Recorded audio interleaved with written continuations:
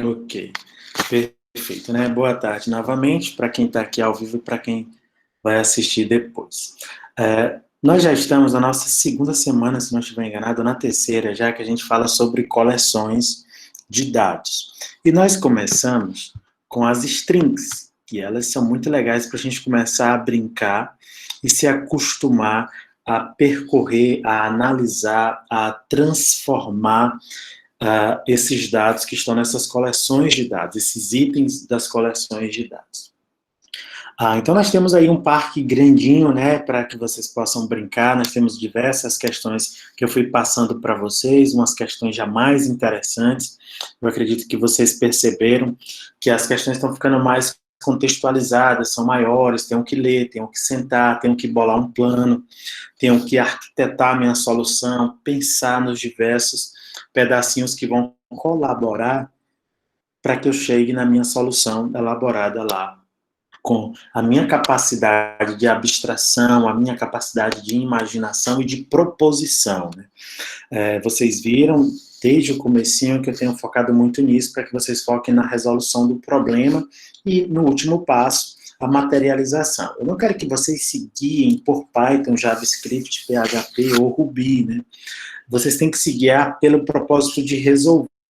Isso é que vai dar o sucesso para a gente. O da Paz, na aula passada, por exemplo, conseguiu propor aqui um algoritmo, e isso não tem nada a ver com Python, né? Ele pensou isso já de uma forma de resolver aquela situação, aquele pequeno problema. Depois ele materializou aquele cenário, tá bom? Eu passei para vocês alguns desafios, está lá no Classroom, não são desafios, são questõezinhas simples mesmo, aquelas 5 que eu pus lá, do HackerRank, elas não são complicadas, especialmente as 4 primeiras, que são do nível fácil, elas são bem tranquilinhas. O que elas têm de legal para a gente é que elas são bem detalhadas, né? Vão explicando direitinho, você vai se acostumando de como ter contato com a situação e de como propor um pensamento para a sua resolução, tá bom? Até agora, eu acho que ninguém fez ainda todas elas, né? Alguns alunos já devem estar fazendo. E mais para trás, mas mais para trás, a gente tem muitas outras questões aí que estão em aberto em vários alunos, né? Vários e vários alunos têm diversas atividades em aberto. Você não precisa concluir todas se você acha que não precisa. Você não precisa concluir todas se você acha que você não consegue, tá bom? É uma atividade como outra qualquer. O objetivo dela é fazer mais do que verificar se vocês já sabem, como é comum em outras áreas, na verdade é permitir que vocês se desenvolvam, né? Então as atividades, os exercícios aqui não são de validação, eles são de desenvolvimento, tá bom? É importante que vocês ponham isso na cabeça. Obviamente, à medida que você vai construindo, fazendo, você vai encontrando questões muito semelhantes e você vai pulando, porque você já desenvolveu aquela habilidade, tá bom? Então, eu quero que quem esteja em um cenário como esse, que está achando chato ou que está achando muito difícil, vá entregando o que você vai fazendo, né? Porque eu vou ter que verificar e saber quem de fato está fazendo a nossa disciplina, que é para a gente lançar a nota, né? A coordenação informou para a gente que a gente vai até o dia 31, como havia previsto ontem. Então, nós temos esse mês e o próximo para que a gente avance nesses nossos assuntos que ainda faltam. Não são poucos assuntos, mas a gente tem muitos cenários que eu gostaria de passar para vocês, para tornar vocês uns desenvolvedores, uns resolvedores de problema ainda melhor nesse primeiro momento, né? Ainda mais agora que nós estamos no controle, né? Nós, alunos, estamos no controle. Então, vocês podem ditar o ritmo de vocês, obviamente, cada um no seu contexto, tá bom? Nós temos o capítulo 9, né? Eu vou falar ainda aqui sobre o capítulo 8, né? Deixa eu só espelhar bem aqui na tela enquanto isso. Eu ainda vou abrir aqui o capítulo 8, que eu quero falar especificamente sobre Python, né? No que diz respeito a strings, eu vi que vários alunos utilizaram alguns recursos de string lá do Python, isso é muito legal também. E vou falar também do capítulo 9, que é um capítulo que quem já tiver mais à vontade já vai poder fazer ele, tá bom? Então, antes de eu escutar vocês, e dos 15 alunos que estão aqui, dos 14 que tiverem alguma dúvida, os coleguinhas vão tentar tirar e eu também, vocês devem ter observado, aqui no capítulo 8, que além dessa primeira parte, onde é explicado o que são as strings, que são uma coleção coleção de dados, 0 indexáveis, que você consegue acessar cada um dos itens, portanto, dos caracteres, acessando uma posição, utilizando o operador aqui de colchete, né, passando o número inteiro, isso vai dar certo, né? Se você botar um número não inteiro, um valor não inteiro, não vai dar certo. Nós verificamos que é possível verificar quantos itens tem nessa nossa coleção, portanto, nessa string, por meio do operador len. Nós aprendemos que a gente consegue, portanto, se eu consigo acessar individualmente os caracteres, né, de uma string, se eu gerar uma sequência de números inteiros que vai bater com os números que são esses índices, portanto, do 0 até o tamanho dessa string menos 1, né? Porque se uma string tem 10 caracteres, o primeiro é 0 e o último é 9. A gente aprendeu a fazer isso com o while. Esse aqui é um código que mostra bastante isso. Então, comece no index 0. Enquanto esse index for menor do que o tamanho, portanto, ele vai de 0 até o tamanho menos 1, eu consigo acessar os caracteres normalmente, posso fazer o que desejar com eles. E como eu estou no while, eu vou avançando esses índices devagarinho, de um por um. Se eu quiser acessar apenas os pares, eu começo no 0 e vou avançando de 2 em 2. O while é bom porque ele dá bastante liberdade para a gente. Só que logo em seguida, nós vimos que a gente pode fazer isso também com um for. A gente pode tanto gerar uma sequência de index, utilizando um helper aqui de Python, que é chamado range, né, que é um gerador de conjunto, de coleção de números, de sequências de números, e a gente pode acessar diretamente os elementos desta coleção, porque o enhanced for, seja ele em JavaScript, Java, Swift ou qualquer linguagem, ele está pronto para isso, o enhanced for. Então, essa é uma forma preferível de uso, né, em todas as linguagens de programação, é você acessar os elementos da coleção. Entretanto, em muitas vezes, a gente precisa acessar os elementos tendo alguma noção sobre em que posição ele está. Nós temos algumas formas de fazer isso. A forma mais comum é fazer um range mesmo, tá bom? Mas na sua linguagem de programação, você vai descobrir outras formas. Em Python, por exemplo, nós temos um enumerate, né? O enumerate é uma função que ajuda a gente a acessar o index junto, na verdade, ajuda a gente a gerar index junto com elementos de uma coleção. Então, a gente tem essa forma de fazer o for, tem o for in range len, né, que dá certo, e a gente pode fazer um for in enumerate, né? Esse for in enumerate, ele é interessante. Se você for se tornar um programador Python, certamente você vai utilizar ele. Perfeito. E a gente viu tudo isso. Pronto, chegou nesse ponto aqui, o 8.4, onde nós já não utilizamos mais, né? A gente, na aula passada, precisou tirar um pedaço da string, isso é chamado de substring, né? De substring, e nós criamos uma versão nossa desse substring. O nosso substring foi baseado no seguinte, aquele que nós criamos lá. Você vai criar uma substring, então temos uma função onde você passa a string inteira, diz onde você quer começar, em qual posição, e em quantos caracteres você quer a partir daquela.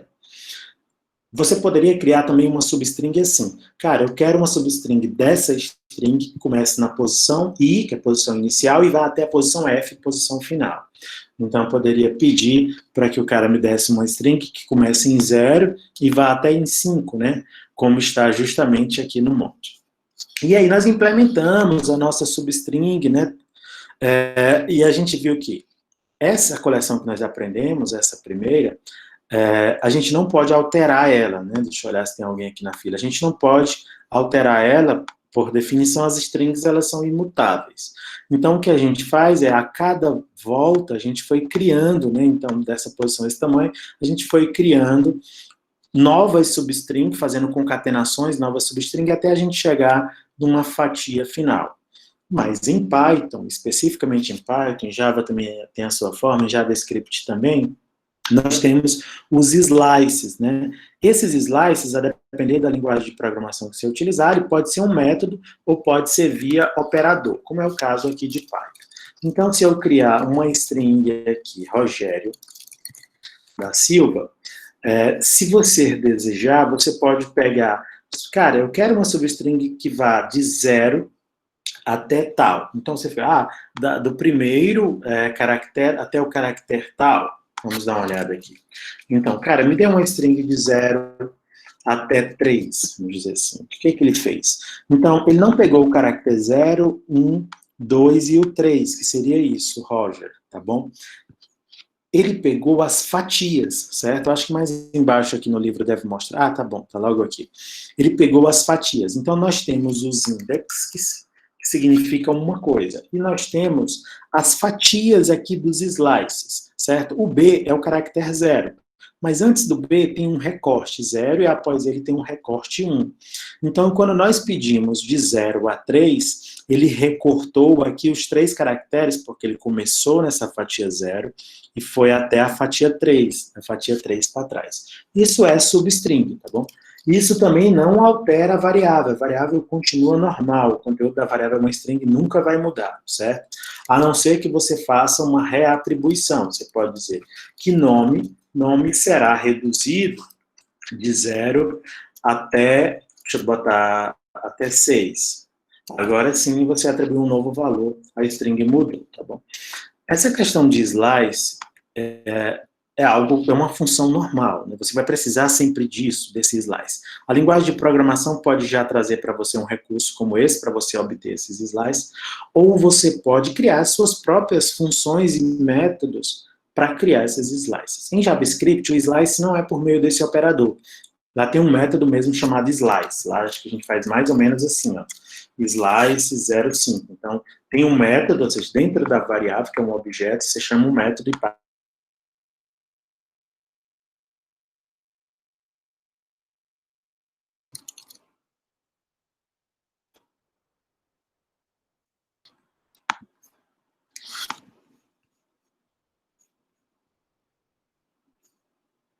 Ah, tudo bem, então. Deixa eu continuar aqui, né?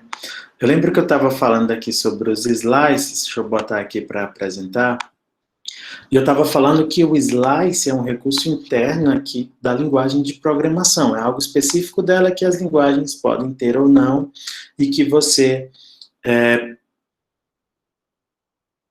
pode usar isso à vontade, não tem nenhum problema, né? Entretanto, nos nossos exercícios, eu gostaria que vocês não utilizassem esses recursos, porque eles vão funcionar como atalhos que vão impedir que vocês se desenvolvam, né? Então, era mais ou menos isso que eu estava falando. E eu estava mostrando aqui para vocês, vou mostrar agora mais rapidamente, tem aqui o nome Lucas Gomes, eu expliquei para vocês que o slice funciona muito parecido com o range, né? Funciona muito parecido com o range. Então, se eu botar nome aqui, que o range eu até havia explicado aqui, não sei se gravou, que ele tem um início, tem um fim e tem um passo, né? Assim que funciona o range. E que o slice em Python funciona também assim. Então, eu quero daqui até um determinado final, que é 5, em passos de 1 em 1.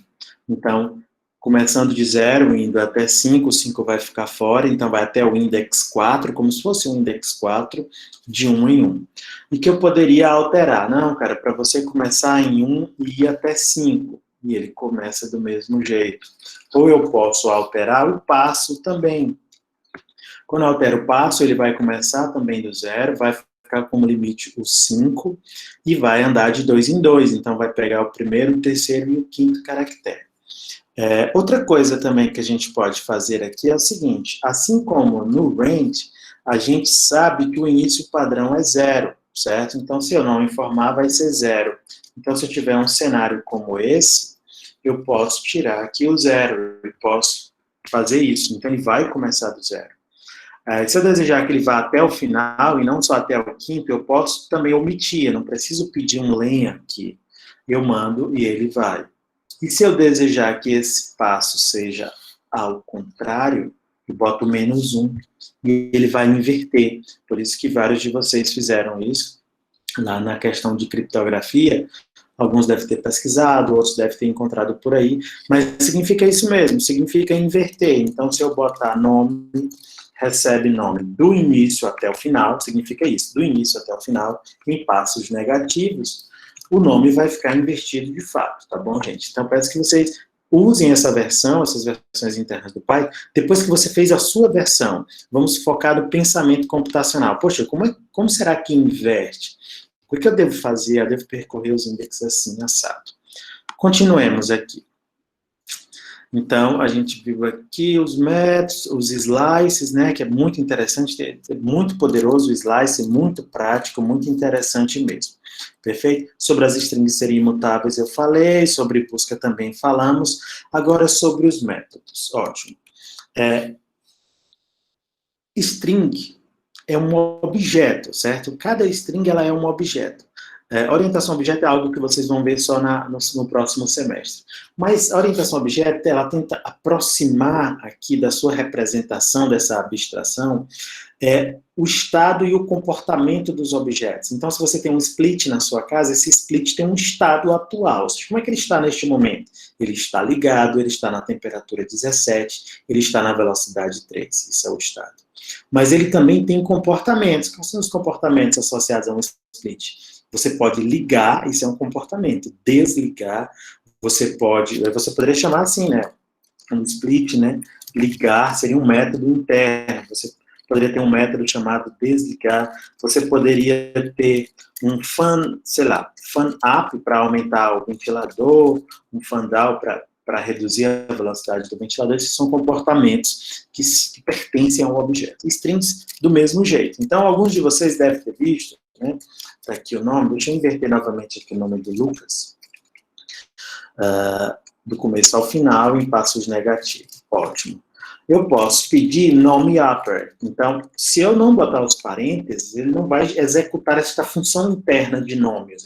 Nome é um objeto. Então, ele está dizendo que isso aqui é um método, né, desse objeto string, tá vendo? Então, para eu chamar, eu chamo uma função normal. E ele faz esse trabalho interno, ele muda a string para Lucas Gomes. Mas, mais uma vez, esse método upper, ele tem um retorno. Ele não muda a string internamente, porque as strings são imutáveis. Assim como tem o upper, nós temos o lower, que é para deixar tudo em minúsculo. Enfim, a gente tem uma série de métodos aqui em string que são bastante úteis e dão muita produtividade para o desenvolvedor. Se você desejar saber quais são, você pode botar o nome da variável, dir nome da variável, ó, e ele vai listar para a gente todos os métodos aqui disponíveis, né? Esses métodos que tem esses dois underlines antes e depois, eles são métodos internos. Geralmente a gente não chama eles e nem sobrescreve. Eles são utilizados em metaprogramação.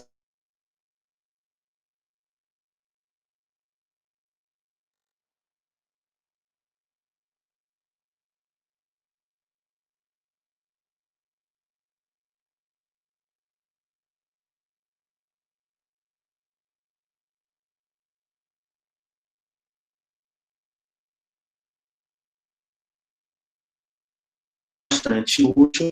É outro que a gente pode utilizar se é disto, olha, que é nesse caso aqui, se eu tiver uma string, eu posso chamar diretamente numa string, ou eu posso chamar decimal, ou numa variável, tá bom, gente? Pode chamar à vontade. É um decimal, certo? É um dígito, esse aqui já não é, retorna um falso. Então, são coisas bastante úteis, swap case, o strip também é bem interessante. Então, tem uma série de métodos que vocês podem utilizar. Mas o que eu digo para vocês? Só é para utilizar esses métodos numa segunda versão das atividades, para que você não atrapalhe o seu próprio desenvolvimento. E você pode até validar, né? Então, tem métodos aqui de busca, por exemplo. Olha que legal esse método find. Ele retorna para você o index da primeira ocorrência, né? E ele é configurável, você pode passar. Outra coisa que nós temos já pronto nas linguagens de programação é o operador contém, que é o que a gente estava fazendo na aula passada, né?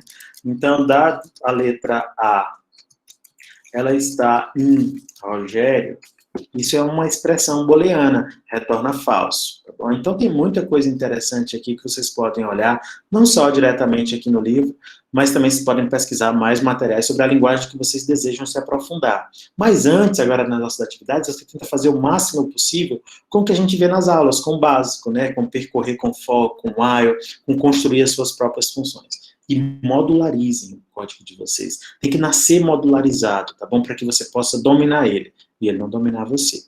Tudo bem? Antes de abrir aqui para vocês falarem, já que hoje não tem conteúdo, Vocês já podem iniciar, os que já se sentirem confortáveis, esse capítulo 9, né? Ele é bem interessante, você pode fazer em qualquer linguagem de programação, mas pode fazer em Python, pode fazer web, pode fazer na linha de comando, que é o que eu acredito que a maioria de vocês vão fazer. Ele é um exercício bem legalzinho, né? Que ele tem essa lista aqui de palavras, então você pega isso aqui, não pega esse pontinho do final, viu? Só pega até o TXT, ver se está online aqui, tudo ok. E ele vai dar para você uma lista de todas as palavras aqui da língua inglesa, então aqui no GitHub, o Word está aqui. Se você botar em View All, vai ver normalmente, vamos dizer assim, né? Está aqui todas as palavras, são muitas palavras, e a partir dessas palavras, aqui ele explica como que você carrega esse arquivo em memória, né? Então, existe uma função chamada open, que você passa o nome do arquivo na forma de string, tem que estar no mesmo diretório, viu, gente? E você começa a chamar esse método readline. Observe que, além da palavra em si, ele traz uns metacaracteres, que a gente consegue facilmente remover esses metacaracteres que indicam tabulação, quebra de linha, coisas desse tipo, com um método de string que é chamado strip. Está bem explicadinho aqui no livro para você. Então, se eu chamo fim, esse fim significa um arquivo de entrada, né? O nome de uma variável que ele chamou de fim, né? File in. Então, você lê readline, ele bota o conteúdo de uma linha numa variável, e nesta linha você chama o strip, isso lhe retorna uma palavra. Essa palavra vai ficar disponível para você. E esse código aqui demonstra, né, como você faria para ler um arquivo e printar na tela cada uma das palavras. E aí pronto, você já bota isso no seu main, você já rodou, já salvou o arquivo, o TXT bonitinho no diretório, e o primeiro passo é fazer esse código aqui funcionar. Com esse código funcionando, você vai avançando para os próximos passos. E aí vai lendo aqui as questões, né? E ele vai sugerir para vocês aqui algumas funções que é para você criar, e você vai criando essas funções todas bonitinhas e organizadas, e vai deixando no main os fragmentos para testar. Por exemplo,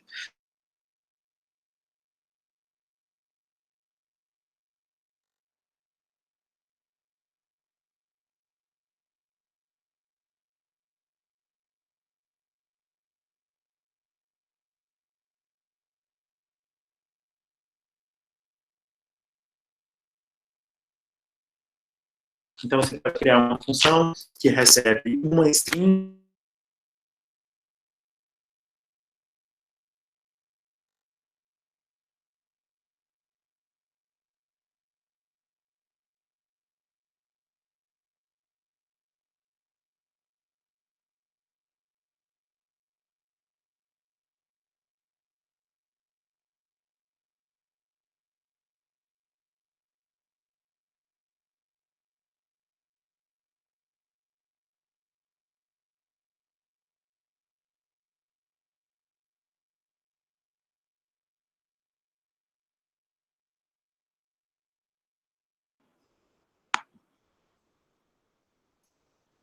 Eu posso botar aqui em download, deixa eu ver.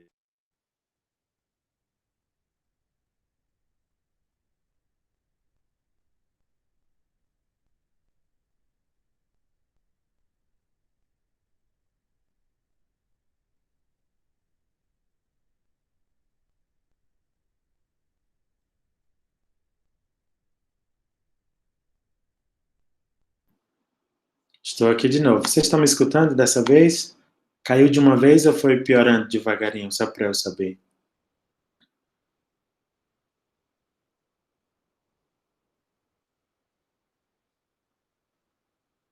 Foi piorando, né? Foi devagar. Tá bom. E nesse momento tá bom? Tá escutando direitinho? Ok, tá bom. Aqui é a minha conexão, deve estar acontecendo alguma coisa, mas eu acho que a gravação vai ficar boa também. Eu estava mostrando para vocês como que vocês vão fazer aqui o capítulo 9, para quem já chegou lá nesse ponto, para quem desejar começar logo, tá bom? Podem falar aí no chat quando começar a ficar ruim, que eu dou uma parada para não gravar ruim, tá bom? Então, eu já abri aqui o link, né, onde tem as palavras, e vou fazer o download, ele vai até para um GitHub aqui. Deixa eu fazer aqui um download. Tá aqui um download. Tá bom? Aí eu vou aqui salvar como, né?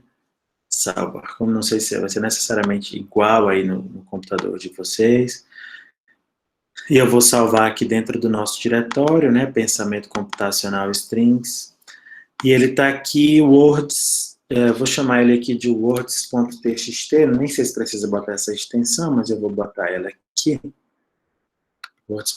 Acho que vai ficar com dupla extensão. Deixa eu olhar se ela vai aparecer aqui para a gente. Está aqui, words.txt, está aqui esse arquivo que a gente vai trabalhar. Então, vou deixar aqui encaminhado para vocês. Vocês vão criar um arquivo, wordplay, né? Acho que o nome lá é esse, a sugestão, o nome do brinquedo, wordplay.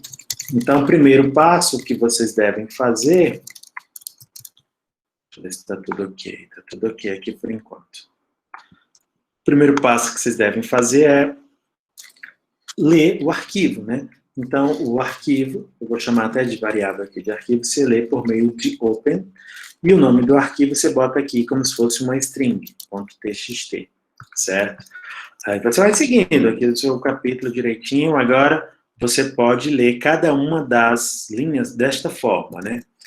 Então, você vai botar em português, né? Para cada linha em arquivo, muito bem, você vai chamar a opção link, já vai receber essa linha, né? Palavra vai receber linha ponto strip. Esse strip é para tirar o /n, né? Que são metacaracteres que ficam nas strings, tá bom?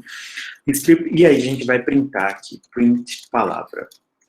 Primeiro passo para ver se está tudo ok é isso aqui funcionar. Vamos ver se isso aqui funciona para a gente. Não achou words.txt. Vamos ver se ele está salvo aqui no mesmo lugar. Words.txt. Eita, o Cícero não está aqui hoje para ajudar a gente. Words.txt. Deixa eu olhar aqui se o nome de fato é esse, né? Deixa eu olhar aqui pelo terminal. Git. pwd. cdif.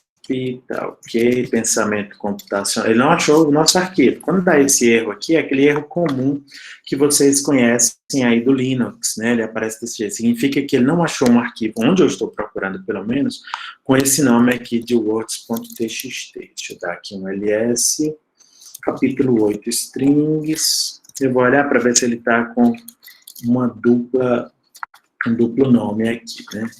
Get words. .txt, ele está aqui, né? Vamos ver o que foi que aconteceu aqui. Open words.txt, você está aqui, bonitinho.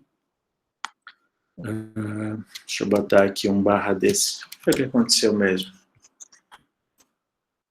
Deixa eu olhar aqui, se ele está dentro do diretório que eu salvei. Capítulo 8, strings. Tudo bem. Deixa eu dar um kit. Aqui. Eu não estou no Python, né? Open. Vou testar aqui no terminal para ver o que é o problema ali, né? Words.txt, tá aqui, né? Ele leu aqui também, né? Então você vai fazer lá, aqui também não, aqui ele leu, tá no mesmo diretório. E aqui você vai fazer o seguinte, e aqui para cada linha em arquivo, né? Eu vou já testar lá no VS Code. Você vai receber a palavra e você vai chamar a linha.strip. Lembra de botar os parênteses aqui, senão ele não vai chamar a função, ele vai descrever a função. Né? E você dá o print palavra, né? Pronto, está aqui e ele vai fazer isso aqui bonitinho, tá bom? Então, nessa primeira questão, eu vou demonstrar ela aqui, já eu volto lá no VS Code para ver. A primeira diz o seguinte, escreva um programa que leia o words.txt e escreva apenas as palavras com mais de 20 caracteres. De primeira, você pode simplesmente fazer apenas isso, né? If len palavra for maior que 20, você vai dar aqui os 4 espaços, 2, 3, 4. E ele já iria imprimir cada uma das palavras. Não tem nenhuma palavra com mais de 20 caracteres? Tem sim. Qual é o problema aqui que ele não mostrou? Porque quando a gente lê o arquivo, ele tem um ponteirinho, né? Como se fosse uma agulha num disco, né? E aí você precisa abrir ele novamente ou dar um reset para reposicionar ele para dar certo. Vejam só. Então, quando eu abro um arquivo e percorro ele com o for, o ponteiro vai lá para o final. Se você pedir para ver mais uma linha, não vai achar nada, tá bom? Então, aqui eu abri novamente e eu disse, para printar, apenas se for maior que 20. Então, o nosso código aqui ficaria assim. Eu não vou perder tempo aqui por enquanto para olhar qual foi o problema. If len palavra for maior que 20. Você vai fazer isso, tá bom? Então, basicamente isso. Se você vai avançando, fazendo questão por questão, eu vou descobrir aqui, já, e foi o caso eu posto para vocês, porque que ele não está encontrando o arquivo, mesmo ele estando salvo aqui no mesmo diretório, tá bom?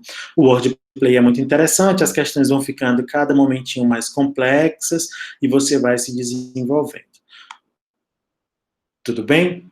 Então, é basicamente isso, esse capítulo aqui, ele é um capítulo de exercício, assim como aquele capítulozinho aqui do Bob, lembram? Do Turtle. Esse aqui é um capítulo também de exercício. Perfeito, já falei demais, já são 15h45, tem alguém me ligando aqui, 15h45, e eu gostaria agora de ouvir aí alguém falar alguma coisa, alguma dúvida, porque a turma está muito caladinha, ninguém está falando nada, ninguém está perguntando nada, tem alguns alunos fazendo as atividades e a maioria dos alunos não está dando a resposta, tá bom? Mas quem tiver alguma coisa aí para falar com o professor, pode falar, que eu estou aqui disponível, não sei se vocês estão me ouvindo, né, que a conexão hoje está ruim. Enquanto isso, eu vou tentar descobrir aqui porque que ele não está achando as paradas, né?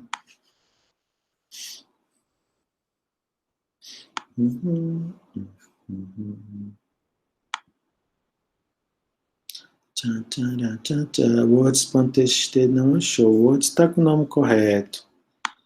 Estou aguardando aí. Quem tiver alguma dúvida e estiver escutando, bota no terminal, então fala. Por que que ele não achou aqui?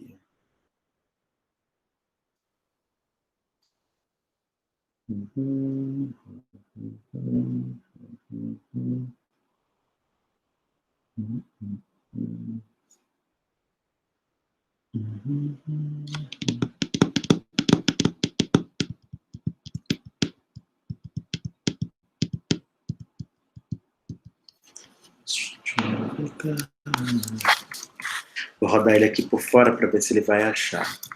Python 3 Wordplay.